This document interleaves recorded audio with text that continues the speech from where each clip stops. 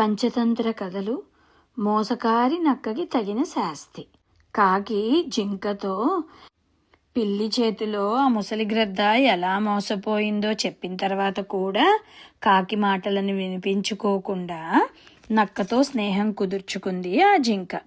ఒకరోజు నక్కొచ్చి, మిత్రమా, ఇక్కడికి దగ్గరలో ఒక జొన్న పొలం ఉంది. అక్కడ చాలా పెద్ద పెద్ద జొన్న కంకులున్నాయి.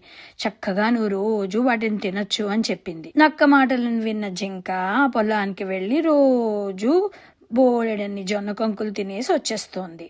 ఆ పొలానికి యజమానైన ఆ రైతుకి అర్థం కాలేదు తన పొలంలో జొన్న కంకులన్నీ ఎలా మాయమైపోతున్నాయో. ఏదో జంతువు వచ్చి తన పొలాన్ని ఖాళీ చేస్తోందని తెలుసుకున్నాడు. ఒకరోజు ఒక వల పన్ని వెళ్ళాడు. ఇదంతా ఏమీ తెలియని జింక మరునాడు జొన్న కంకుల్ని తినడానికి ఆ పొలానికి వచ్చింది.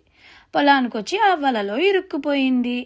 ఇది చూసిన నక్క, హమ్మయ్య, ఇంక నా పంట పండింది. ఇవాళ రైతు దీనిని చంపేస్తాడు, ఇంక నేను తినేయచ్చు అని అనుకుంది. జింక చాలాసార్లు, ఓ మిత్రమా, నక్క మిత్రమా, నన్ను వచ్చి విడిపించు ఈ వలలోంచి అని అన్నా. అప్పుడు అది ఏం చెప్పిందంటే, అయ్యో, నాకు ఈ వల తాళ్ళని తెంపే ఓపిక లేదు అని అక్కడి నుంచి వెళ్ళిపోయింది. అక్కడే ఉన్న ఓ బండరాయి వెనకాతల దాక్కుంది. అప్పుడు జింక అనుకుంది, అయ్యో, నా మిత్రుడైన కాకి మాటల్ని వినకుండా ఈ జిత్తులు మారి నక్కతో స్నేహం చేశాను, అది ఇప్పుడు నా ప్రాణాల మీదకి తెచ్చిందే అనుకుంటూ ఏడవసాగింది. సాయంత్రం అయిపోతున్నా జింక ఇంటికి రాకపోయేటప్పటికీ కాకికి ఎందుకో అనుమానం వచ్చి అడవంతా తిరిగింది. చుట్టుపక్కల పొలాలన్నీ చూస్తుంటే ఇలా వలలో చిక్కుకుపోయిన జింక కనపడింది. ఆ జింక దగ్గరకు వచ్చి అడిగింది, ఏం జరిగింది మిత్రమా, నువ్వు ఎందుకు ఇలా వలలో చిక్కుకున్నావు అని. అప్పుడు జరిగినదంతా చెప్పింది ఆ జింక. ఇదంతా జిత్తులు మారి నక్క పన్నాగమని ఆ కాకికి అర్థమైపోయింది. అప్పుడు కాకి జింకతో అంది, మిత్రమా, నువ్వు కంగారు పడకు, నా దగ్గర ఒక ఉపాయం ఉంది. నేను నిన్ను ఈ అపాయం నుండి తప్పిస్తాను. ఏం చేస్తావంటే, నువ్వు ఇప్పుడు చచ్చి పడిపోయినట్లుగా పడిపో. అప్పుడు నేను నిన్ను పొడుచుకుని తింటున్నట్టుగా నటిస్తాను. ఆ రైతు వచ్చి అప్పుడు అనుకుంటాడు నువ్వు చచ్చిపోయావని అనుకుని ఆ వలని తీసేసి నిన్ను వదిలేస్తాడు. నువ్వప్పుడు చెంగున పారిపోయి సులభంగా తప్పించుకోవచ్చు అని ఉపాయం చెప్పింది. కావు కావు అని వినపడుతున్న కాకి అరుపులకి ఉలిక్కిపడి మెలుకున్న నక్క చాటు నుండి చూసింది. అక్కడ కాకి జింకపై వాలి తను కనుగుడ్లను తింటున్నట్టుగా కనబడింది. ఓహో, ఇంక ఈ జింక చచ్చిందన్నమాట అని అనుకుందా నక్క. ఇంతలో రైతు ఆ పొలం వైపు వచ్చాడు. వాడికి వలలో చిక్కుకుని ఉండి చనిపోయిన జింక కనబడింది. ఇంకా చచ్చి పడిపోయిన జింకను విప్పడానికి ఆ వలను తప్పించడానికి మొదలుపెట్టాడు. పూర్తిగా వలను విప్పగానే కాకి కావు కావు అని అరుస్తూ పైకి ఎగరడము, జింక కళ్ళు మూసి తెరిచేంతలో వాయువేగంతో పరిగెత్తడము జరిగిపోయింది. అప్పుడు రైతు కోపంతో తన చేతిలో ఉన్న గుణపాన్ని జింక వైపు విసిరాడు.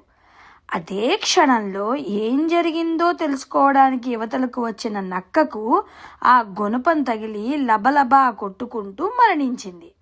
మిత్రుడిని మోసం చేయాలనుకున్న నక్కకి తగిన శాస్తి ఆ భగవంతుడే వేశాడు. హిరణ్యకుడు అనే ఎలుక ఈ కథని లఘుపతనం అనే కాకికి చెబుతూ, నేను జింక అంతటి అమాయకుణ్ణి కాను, నేను నీతో స్నేహం చేయలేను, వెళ్ళిపో అని చెప్పింది. దాని మాటలకు బాధపడిన లఘుపతనం, ఓ మిత్రమా, నీ అనుమానంలో నిజం లేకపోలేదు. కానీ నువ్వనుకున్నట్లు నిన్ను చంపేదాన్నే అయితే ఇంతసేపు నీతో మాట్లాడతానా?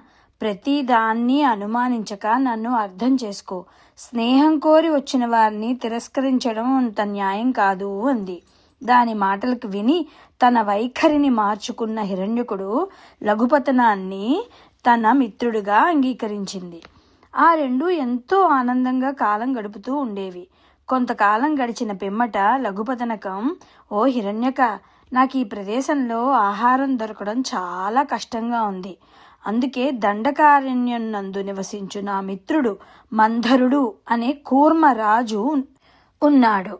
అతని దగ్గరికి వెళ్దామనుకుంటున్నాను. మరి నువ్వు కూడా నాతో వస్తావా లేకపోతే ఇక్కడే ఉంటావా అని అడిగింది. ఓ లఘుపతనక, నిన్ను విడిచి నేను ఒక్క క్షణం కూడా ఉండలేనయ్యా. నువ్వు ఎక్కడుంటే నేను అక్కడే ఉంటాను అంటూ హిరణ్యకుడు ఆ లఘుపతనకంతో కలిసి మందరుని దగ్గరకు బయలుదేరారు.